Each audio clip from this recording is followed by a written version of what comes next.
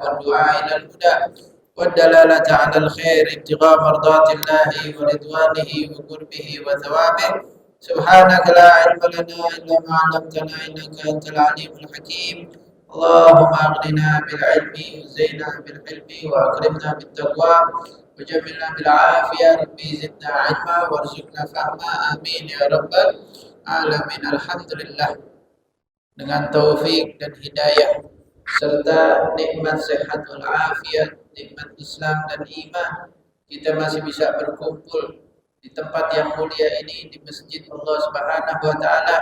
Tidak lupa kita niat i'tikaf pada Allah Subhanahu wa taala, dan juga mudah-mudahan hadirnya kita di sini, duduknya kita di sini adalah satu bentuk rasa syukur kita kepada Allah Subhanahu wa taala.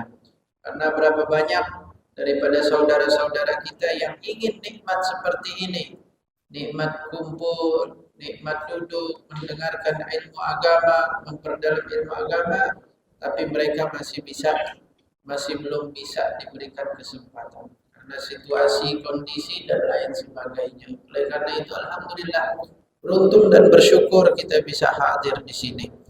Melanjutkan daripada pembahasan masih di dalam kitab Nasaihul Ibad, perkataan yang ke-11.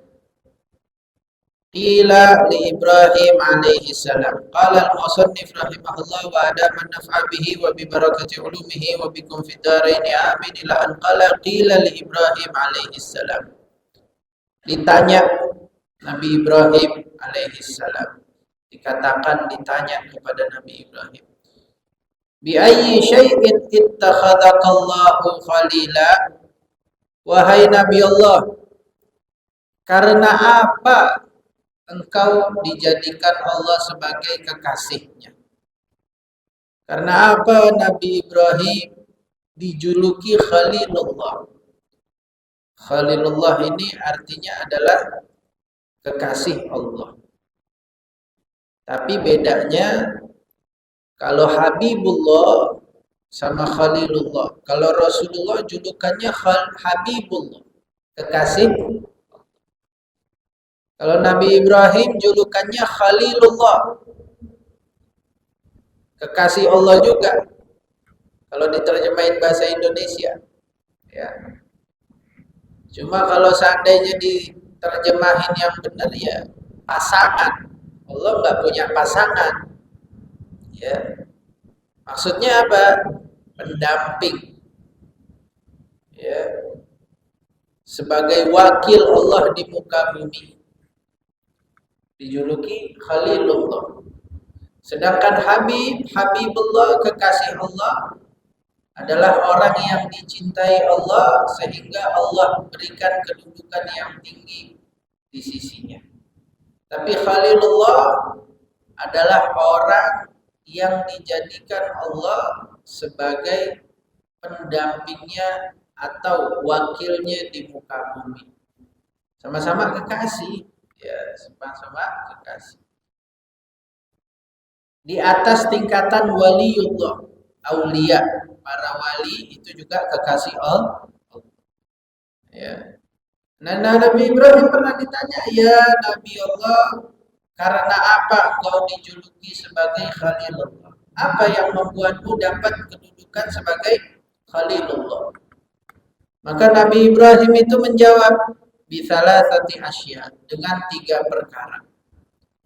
Yang pertama, ikhtartu amrullah ala amri ghairi. Ya. Aku memilih perintah Allah daripada perintah yang lain.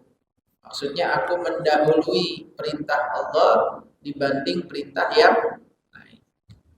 Ya. Waktunya sholat dulu, yang lain tinggal. Urusan Allah lebih didahulukan, lebih dipentingkan. Makanya Nabi Ibrahim alaihissalam ketika disuruh sembelih anaknya Nabi Ismail, sami'na wa ata'na. Bayangin aja. Ini anak ditunggu lama. Nabi Ibrahim udah tua. Istrinya Siti Sarah, Siti Hajar, ya, udah tua. Siti Sarah juga udah tua, Nabi Ismail. Anak udah ditunggu lama, dapat dapat kabar gembira Nabi Ibrahim akan melahirkan anak. Ya, padahal secara akal mustahil karena udah nggak bisa ngelahirin anak, udah monopause. Ya. Waqalat ini di dalam Al-Qur'an fa'aqbalat imra'atuhu fi sarratin fasakkat wajhaha wa qalat ajuzun akim. Pas malaikat ngasih tahu kabar gembira kepada Nabi Ibrahim nanti akan dapat Ismail wa min wara Ismail Ishaq. Ya, nanti setelah Ismail dapat Nabi Ishaq. Ketawa istrinya Nabi Ibrahim. Ya, suami saya udah tua, sayanya juga udah tua, masa ia punya anak? Qalu kadzalika qala rabbuki innahu huwal hakimul alim dalam Al-Qur'an. Kata malaikat begitulah udah perintah Allah. Begitulah udah skenario Allah. Allah yang Maha Kuasa. Dapat anak. Dibesarkan. Lewatin masa lucu-lucunya. Udah umur sekitar kurang lebih kata ulama 8-9 tahun udah bisa disuruh-suruh. Nabi Ibrahim udah tua, ini anak udah bisa diandelin, udah bisa disuruh-suruh, anaknya soleh, nurut, ganteng, udah disayang lama, ya ditunggu. Ada perintah disuruh sembelih anaknya sendiri. Coba itu. Qala ya bunayya inni ara fil manami anni azbahuka fanzur madza tara. Qala ya abati if'al ma tu'mar satajiduni insyaallah minas sabirin dalam Al-Qur'an. Nabi Ibrahim dialek kepada Nabi Ismail anaknya. Wahai anakku yang tercinta, enggak sekali, 2 kali, 3 kali saya mimpi. Saya sembelih engkau, saya sembelih kamu. Saya mimpi, yang namanya mimpi Nabi udah pasti wahyu, benar. Terus gimana menurutmu? Gimana pendapatmu? Ini saya mimpi nyembelih engkau. Ya, udah lama ditunggu, dapat ganteng, udah sabar, udah bisa disuruh-suruh. Pakai disuruh sembelih. Ya. Anzur madza taro, gimana pendapatmu? Ya, anaknya juga anak yang soleh, kata anaknya, ya udah lakukan wahai ayahku. Enggak bilang wah masa iya ada mau disembelih, orang gila kan begitu. Enggak. Ya. Lakukanlah kalau emang itu perintah Allah, lakukanlah. Insya Allah saya termasuk orang-orang yang sabar. Ya, luar biasa ini. Ayah sama anak. Ya, diabadikan ceritanya dalam Al-Qur'an dan ini kisah nyata. Ya. Di semua agama, semua umat manusia tahu itu kisah. Ini perintah Allah nyembelih anak. Lah kalau urusan yang lain, urusan cinta sama anak, urusan dia udah gede, udah bisa. Kan kalau kita mungkin masih mikir-mikir ya. Nih masa iya disuruh sembelih, ini kayaknya perintah agak bener, masa iya nyembelih orang kan begitu. Ini kayaknya dari syaitan ini. Terus juga ini anak udah pas banget lagi bisa disuruh-suruh, udah bisa diandelin, saya juga udah tua. Ya. Tapi Nabi Ibrahim terus mengedepankan perintah Allah dibanding urusan lain. Makanya Nabi Ibrahim dijuluki Khalilullah. Itu yang pertama kata Nabi Ibrahim. Lah kita gitu juga. Kalau kita mau bangun apa, mau bangun rumah, mau nikah, mau apa, lihat perintah Allah dulu di situ. Apa kata agama? Enggak tahu, Bib, kurang ngajinya, tanya ulama. Kata Imam Abdullah Haddad, zaman dulu, ya, ini bukan di zamannya dia. Zaman sebelum dia, orang kalau mau bikin rumah, nanya dulu sama ulama. Rumahnya jadi berkah. Kalau kata ulama, bangun secukupnya, ini jadi kamar, ini jadi ini jadi ini. Yang ini jangan dibangun dulu. Benar. Ada yang datang ke Imam Haddad, pasangan muda, Kata Imam Haddad, punya rumah berapa? Kira-kira mungkin 100 meter ya. Kata Imam Haddad, bikin dulu kamar satu sama dapur kamar mandi. Nah, ini sisanya jangan. Dapat berapa tahun punya anak, tambah kamar lagi satu. Zaman dulu nih, tambah lagi satu, tambah. Berkah hidupnya. Ya. Lah orang sekarang kagak nanya dulu. Ada satu kisah kejadian. Ada orang kaya, anak satu-satunya, rumahnya 1000 apa 2000 meter itu. Gede. Kawin. Akhirnya apa? Akhirnya berantem mulu mantu sama mertua. Biasa udah itu urusan. Mantu mertua berantem, udah biasa itu. Tapi ini gara-gara anak satu-satunya dia bingung. Akhirnya dia datang ke saya. Ya, nggak langsung lewat perantara. Anda bilang, itu rumah 1000 meter, dapurnya ada berapa? Satu. Gabung, iya. Terus kamarnya sebelahan. Kamar mandi, ya ada sih dalam kamar. Cuma ada di luar juga. Itu masalahnya. Kenapa? Orang kalau udah berumah tangga, udah mesti punya ruangan sendiri. Minimal dapur sendiri, jangan campur, ya, kamar mandi sendiri, kamar sendiri. Biar kata sebelahan.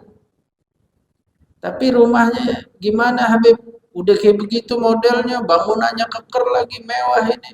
Ya udah ngontrak mau nggak mau. Cari deket situ biar bisa setiap hari ke rumah orang tua. Bener. Dia ngontrak, awal orang tuanya, wah macem-macem, masa iya mau ngontrak? Ini orang tua sendiri udah. Pas udah dijalanin, dia ngontrak sendiri. Alhamdulillah, mantu sama mertua sekarang akur, luar biasa. Lah dia sekarang kagak terlalu puyeng. Emang begitu. Kalau deket, ya maaf, ada istilah, maaf, deket bau kotoran, jauh bau wangi. Ya, ada istilah begitu. Ya, kalau jauh hanya baunya wangi, kalau dekat baunya ya bau busuk. Ya, lah begitu. Ya. Ini akibat apa?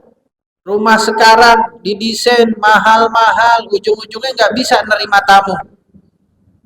Ya, ruang tamu sama ruang keluarga nyampur. Ya, wahakata. Ini makanya segala sesuatu lihat tolak ukur agama. Ya, kalau mau bertindak, mau nikah, jangan pakai hawa nafsu.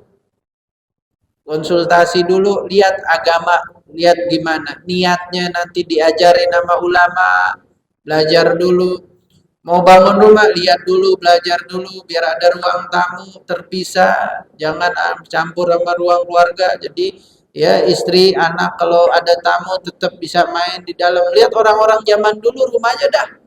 Kalau zaman sekarang kan lain. Ya, ada kamar mandi dan lain sebagainya. Nah ini jangankan rumah, masjid, mau bangun masjid aja kagak pakai izin dulu kan gitu. Yang ditanya bukan ulama, arsitek. Akhirnya kencingnya berdiri. Ya, berapa banyak masjid kencingnya berdiri tuh. Ya, apa susahnya bikin aja kamar mandi biar kata 1/2 meter, yang penting ketutup, jangan sampai kencing berdiri. Ini rumah Allah kencing berdiri. Jangankan masjid, coba ada nggak rumah pribadi yang kencingnya berdiri? Misalnya kita punya rumah nih, kamar mandinya kencing berdiri. Ya, lah kagak ada. Cari aja sekaya-kayanya orang, kalau misalnya dia mau datang ke rumah, mau numpang ke kamar mandi, mau numpang kencing, oh itu tuh. Lah, coba itu. Malu kan diliatin. Ya, kencing udah di situ, misalnya di situ tuh kamar mandi itu tempat kencingnya itu. Ya, kagak ditutup kagak apa, udah kayak di mall, udah kencing berdiri di situ. Atau bau, kedua kelihatan lagi ngencing, kelihatan Mbak ya. Ya, lagi ngencing kelihatan. Ya, apalagi di samping meja makan misalnya kamar mandinya. Lah, coba itu. Ya, di samping dapur lagi lah. Dia mau kencing, kagak ada bangunan, langsung aja itu kan diri itu kayak begitu. Lah itu kencing berdiri di mall, di mana? Di stasiun kali. Lah di masjid mah jangan sampai ada kencing berdiri. Ya, bikin biar kata setengah meter, ya, biar kata setengah meter kali setengah meter atau 60 cm 60 cm bikin ya, bisa. Ya, banyak bisa. Bikin menara, bikin kubah aja bisa kan begitu. Ya, insya Allah bisa ada. Nah ini, makanya kalau segala sesuatu itu tanya, lihat perintah agama. Agama yang paling ngertiin kita udah. Kalau kita ikut agama, dunia ikut. Kalau kita ngerti, agama paling ngertiin kita, paling mahamin kita, nyaman kita kalau ngikut perintah agama. Ya, apapun, ya. Wahakada. Nah ini pemimpin-pemimpin kalau mereka dekat benar dengan ulama yang benar, ulama para orang-orang soleh, nggak bakalan begini jadinya, ya nggak bakalan begini, nggak bakalan dijual negara, nggak bakalan jadi, ya, bakalan jadi negeri yang makmur karena ulama yang benar yang soleh bakal mikirin tuh. Hatta perumahan aja ada rahmah di situ. Nah, ini sekarang kita perumahan mau ngambil perumahan aja dikecil-kecilin. 60 meter kamar kecil, 2 kamar mandi, 1 istilahnya. Apartemen lagi 21 meter kan gitu. Nah, ini di negeri kita. Ya. Di negeri Singapura aja flatnya apartemennya 60 meter. Itu apartemennya 60 meter. Minimal tuh biasanya ada kamar mandi dalam kamar. Itu kan masih ada rahmah. Maksudnya berarti masih ada privasi. Kalau orang tua tidur, habis itu misalnya pagi mau mandi, nggak pakai keluar-keluar pakai anduk. Di dalam kamar mandinya ada privasi. Ada satu lagi kamar mandi di luar, kamar satu. Ada ruang tamu. Bener lah ini kita. Ya, 60 meter bangunan, 20 meter 30. Mana rahmahnya, mana kasih sayang, mana kelonggaran bagi rakyat tanah-tanah kita. Ya, itu kalau semuanya merujuk kepada agama dan ulama, insya Allah jadinya makmur. Ya, zakat benar-benar tersalurkan, sejahtera. Ini kata Nabi Ibrahim, gara-gara 3. Yang pertama, saya mendahulukan perintah Allah daripada perintah yang lain. Yang kedua, wa mahtamamtu bima takaffalallahu li.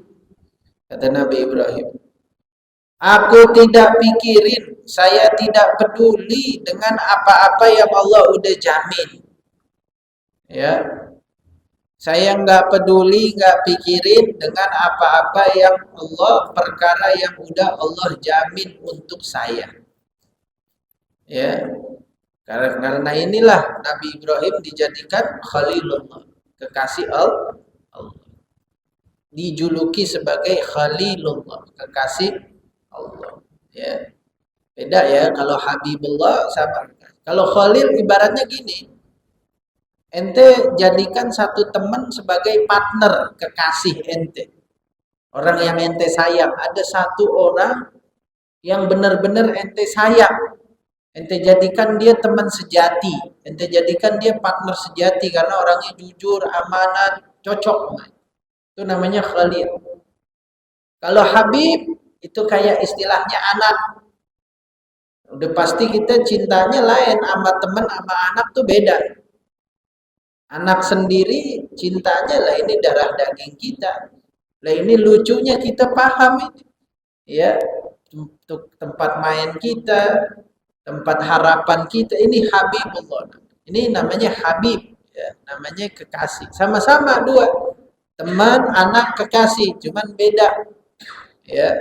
Wahakala Nabi Ibrahim dan Nabi Muhammad, yang satu Rasulullah dijuluki Habibullah. Yang satu lagi dijuluki Nabi Ibrahim Khalilullah. Ini perumpamaan, Anda umpamain seperti itu. Jadi kedudukannya lebih tinggi Habibullah, kekasih Allah. Ya. Nabi Ibrahim pun julukannya bapaknya para nabi dan rasul. Nabi Muhammad pun keturunan dari Nabi Ibrahim. Ya. Ini kata Nabi Ibrahim yang kedua, karena saya tidak peduli dengan apa yang Allah sudah jamin. Rezeki dan lain sebagainya. Udah pasti, udah Allah jamin, nggak peduli. Ya. Wala yahtami aslan birizqa kuduh madmud damih bihbaril kun bisirril kaf wan. Ya. Jangan kita pikirin banget dengan rezeki yang udah pasti dijamin sama Allah. Ya udah pasti Allah yang jamin. Dengan sirnya kun fayakun. Ya, udah pasti. Ya, kejar kagak dapat pas kagak dikejar dapat kan begitu. Dunia emang begitu. Yang kita kepengenin kagak dapat, giliran kagak kepengen dapat. Tuh dunia. Apa Anda? Jajan misalnya ada contoh kecil, pengen somai nyari somai kagak dapet itu, lagi kepengen banget, giliran kagak dicari lah tukang somai 2-3 biji kita nemukan begitu dunia itu. Ya, pengen anak, kepengen banget anak, kagak dapet, namanya juga dunia ujian. Yang baru kawin kepengen pacaran dulu, nggak pengen punya anak dulu, pengen bulan madu santai, tahu-tahu udah positif aja, udah hamil aja lah. Ya, kagak dikepengenin dapet, dikepengenin kagak dapet udah, ya jalanin aja udah hidup. Ya, emang begitu dunia, ibaratnya kayak bayangan, kita kejar kagak dapet capek, udah kita jalan aja udah ke depan, ntar dia yang ngikutin. Ya, tapi bukan berarti kagak usaha, cuma jangan dipikirin, jangan diambil serius, udah jalanin aja, silaturahmi. Ya, dapat kerjaan, misalnya dapat, ya cari lubang lain nih, nggak bisa nih kerjaan begini terus, mau cari usaha mau apa bismillah, yang penting kita usaha, kita kemudian berdoa, banyakin, kuatin doa. 97% doa, sisanya 3% usaha. Kuatin doa, salat malam, istikharah, kuatin. Ya Allah, pengen berubah keadaan yang lebih baik, bagaimana belum nemu nih. Ya, jalannya gimana? Biasanya silaturahmi, ntar ketemu teman ada lobang. Atau misalnya kita coba pelan-pelan cari, ya nyari di internet apa, tinggalin yang menyibukkan yang lain. Ya, di internet banyak video-video yang nggak benar, itu cuman buang waktu doang. Ya, di luar banyak yang nggak benar, udah tinggalin. Itu bisa menghambat kesuksesan kalau kata orang sukses. Kalau kata kita dosa juga, dia menghambat kesuksesan. Ini yang kedua. Kata Nabi Ibrahim, aku tidak peduli apa yang Allah telah jamin. Yang ketiga, wa ma ta'asyaitu wa ma taghaddaitu illa ma'adif. Ya. Tidaklah aku makan pagi dan tidaklah aku makan malam kecuali sama tamu. Nabi Ibrahim paling terkenal sama yang namanya tamu. Tiap hari ada tamu. Nabi Ibrahim tiap hari ada tamu. Dia minta main ke rumah, makan yuk bareng. Ya. Minimal pagi sama malam. Emang orang zaman dulu makannya 2, pagi sama malam. Ya. Makannya 2 kali orang zaman dulu. Ya. Makannya 2 kali, sekitar jam 9, jam 10 sama jam 5. Udah. Itu makan malamnya itu jam 5 sore, jam 6 udah segitu. Ya. Malam kagak makan lagi. 2 kali, makannya 2 kali. Ya. Dikatakan apa namanya? Ghadal apa namanya? Usur asya ghada, ya dikatakan ghada zuhur wa asyal usur. Ya. Makan paginya itu mendekati siang, waktu duha. Makan malamnya waktu sore. Udah. 2 kali doang orang zaman dulu makannya. Nah, kalau kita kan 3 kali. Lah belum tambahan 2 kali kan gitu. 5 kali. Belum kalau lagi ada acara 6 kali 7 kali itu urusan. Ya bahaya. Ya bisa jadi penyakit. Ya, ya Allah, ya. Kalau kagak makan kagak enak kan gitu. Makan juga yang ngeri juga kan gitu. Apalagi yang udah punya penyakit gula, darah tinggi. Tapi kagak makan girangin orang yang ya tak yang jamu. Wah kata. Ini Nabi Ibrahim dikatakan tidak aku makan pagi sama tidak aku makan siang, aku makan malam kecuali sama tamu. Pokoknya makannya sama tamu, ya, sama temen. Nah itu orang zaman dulu enak tuh makmur. Pagi masih bisa ngumpul makan-makan bareng ngopi, ya. Malam juga. Ini makan bareng, ini punya punya faedah. Di antaranya lebih enak makan bareng. Kedua, nambah mood, nambah mood, ya. Nambah mood lebih enak. Yang ketiga, ya makan bareng itu apa namanya bisa apa namanya membuat kita senang. Orang kalau makan sendiri sama makan bareng beda. Ya, makan bareng. Ya, makan bareng. Kecuali makan es krim sendiri nggak apa-apa deh tuh. Ya, kalau makan makan nasi makan bareng-bareng berkah. Ya, sama istri makan bareng satu nampan. Sama anak makan bareng satu nampan. Ya, ini kata Nabi Ibrahim tiga ya yang membuat saya dijuluki Khalilullah. Ya. Yang pertama adalah saya mengedepankan perintah Allah daripada perintah yang lain. Yang kedua, saya nggak peduli dengan apa yang sudah dijamin sama Allah. Yang ketiga adalah nggak makan pagi, nggak makan malam, kecuali sama tamu. Ya, sama tamu. Ya, makanya. Wakana yamshi milan au milen di talabi mayyakul ma'ahu alaihi salam. Diriwayatkan Nabi Ibrahim berjalan 1 mil atau 2 mil. 1 mil berapa? Sekilo bukan? 1 kilo kurang lebih 1, sekian kilo, 1,1 kilo.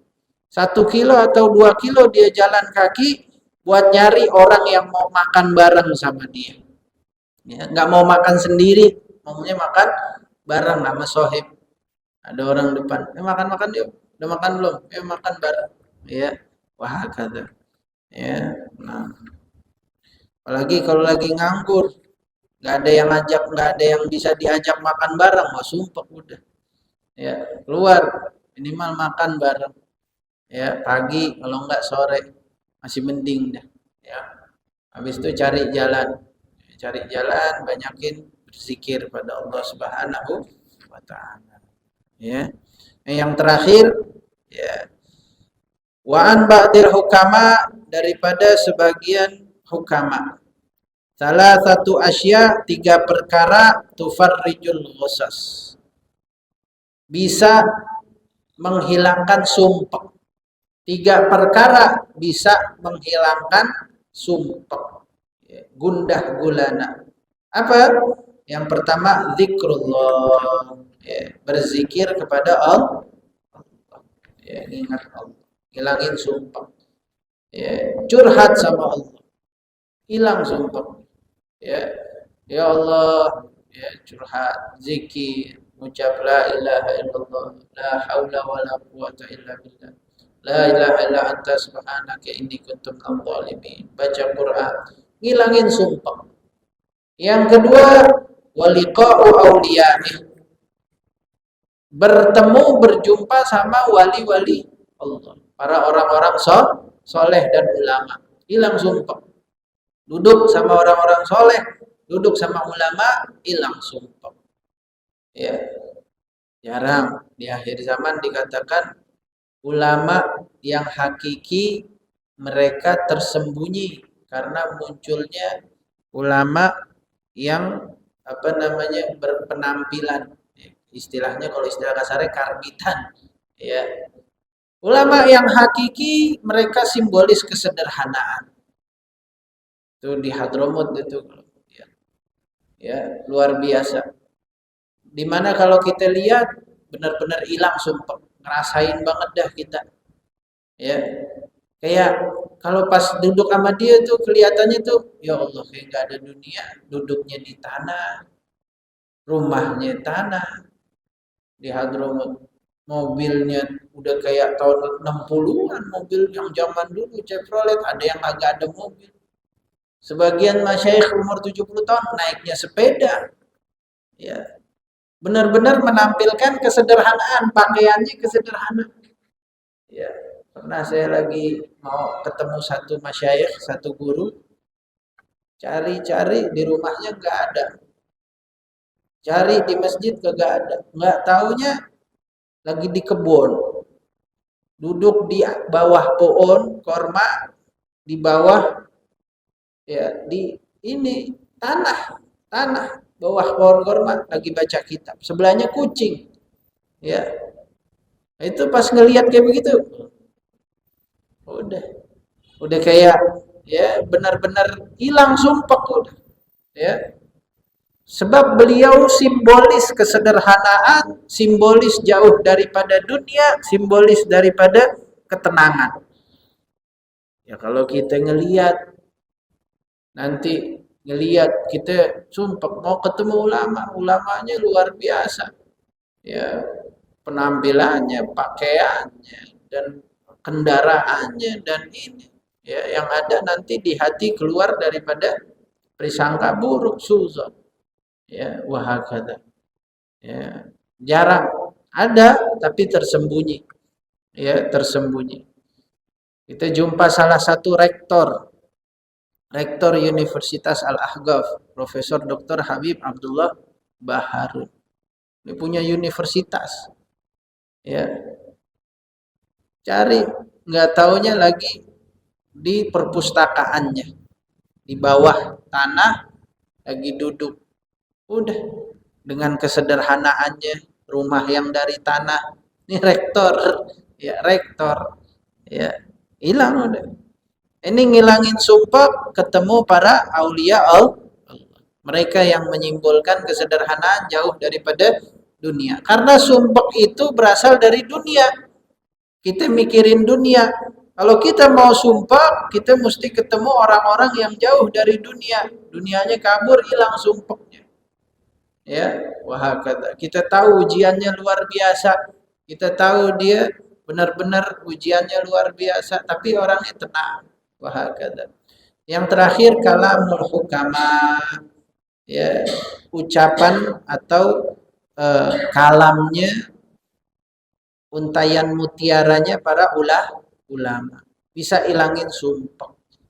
Yang mana kalam orang-orang soleh, ucapan orang-orang soleh dan ulama itu pasti menunjukkan kebaikan akhirat daripada dunia.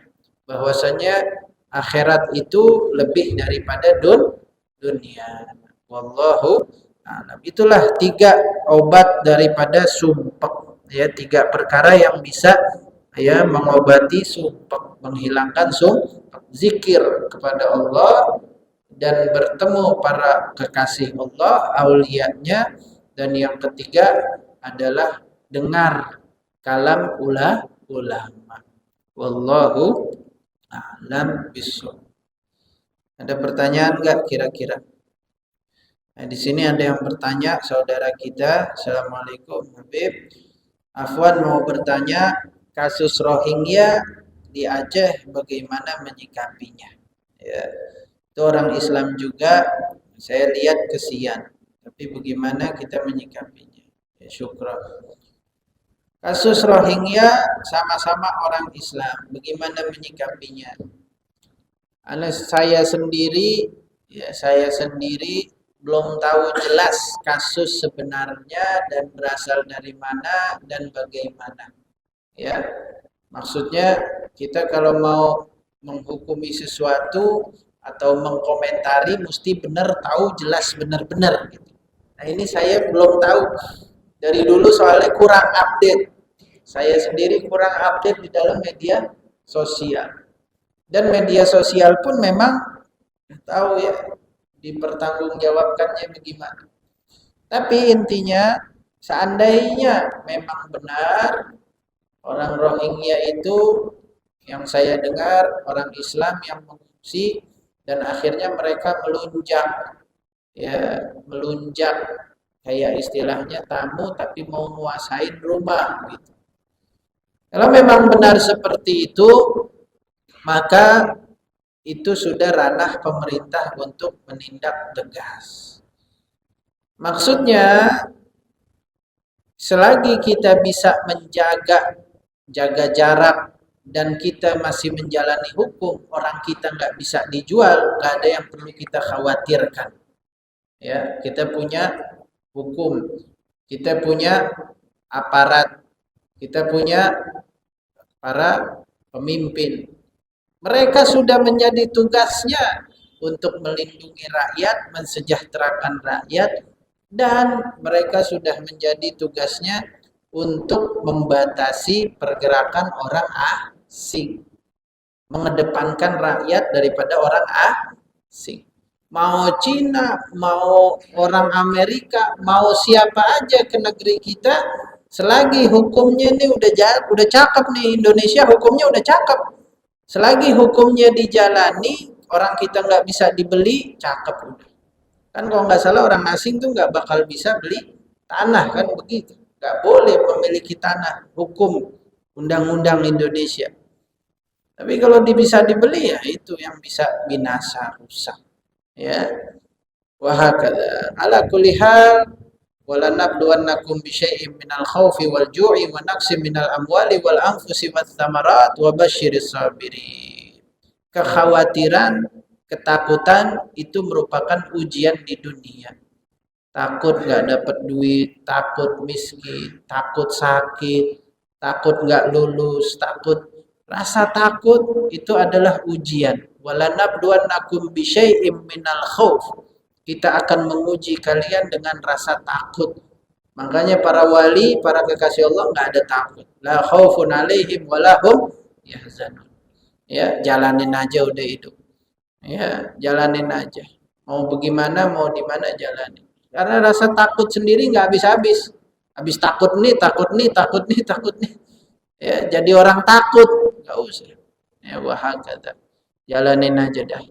Yang penting kita ya ada batas. Nah, tamu 3 hari kan kata Rasulullah begitu. Kalau di rumah, ya setelah 3 hari kita berhak untuk ya menyuruhnya keluar dari rumah kita. Ya wahakata. Nah, wallahu. Ada pertanyaan kira-kira? Yang mau bertanya silahkan. Iya, betul.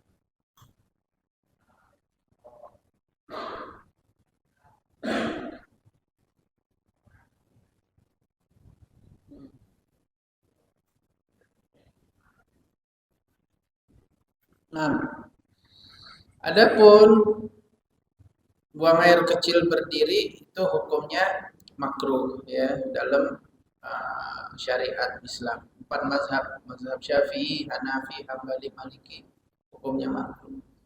Ya kalau ada masjid yang kencingnya berdiri, ya selagi dia di kamar mandi, posisinya di luar wakaf masjid, maksudnya di luar wakaf bukan tempat sholat, ya nggak apa-apa, tapi makruh. Personalitas hukumnya makruh, ya makruh, nggak masalah. Sebab kencing nggak ada istilah sah nggak sah. Ini kencingnya sah nih, kencingnya nggak sah. Nggak ada. Ya namanya kencing. Ya, kencing di jalanan berdiri. Jangankan berdiri, mau jongkok juga kencing di jalanan hukumnya makruh. Ya. Bahkan kalau itu mengganggu hukumnya haram. Haram.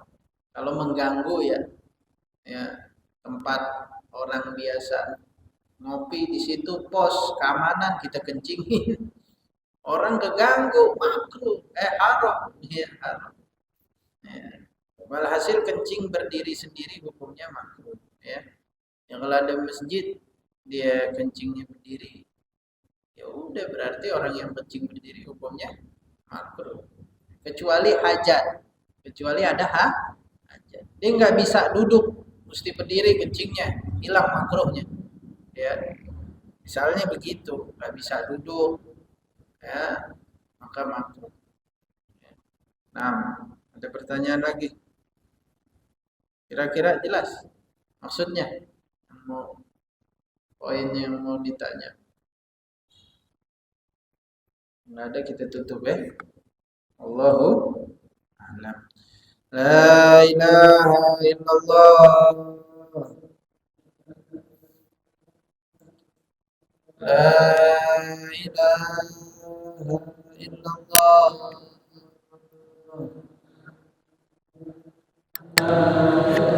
La ilaha illallah.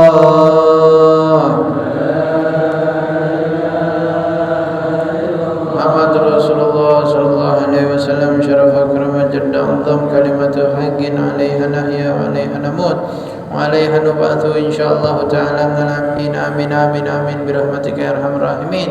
Ya Rabbana tarafna bi annana iktarafna wa annana asrafna ala ladha ashrafna fatub alaina tauba taghsil li kulli hawba wastur lana al-awrati wa amin rawati waghfir li walidina abbi wa mauludina wal ali wal ikhwani wa sa'iril khilani wa kulli dhi mahabba aw jiratin aw suhba wal muslimina ajma'in ya rabbi asma' fadlan wa jundan manna la biktisabin minna bil mustafa rasulina Allah bi kulli sulin salla wa sallam rabbi alaihi adal habib wa alihi wa sahbihi ila khusri suhbi walhamdulillahi fil madhani wa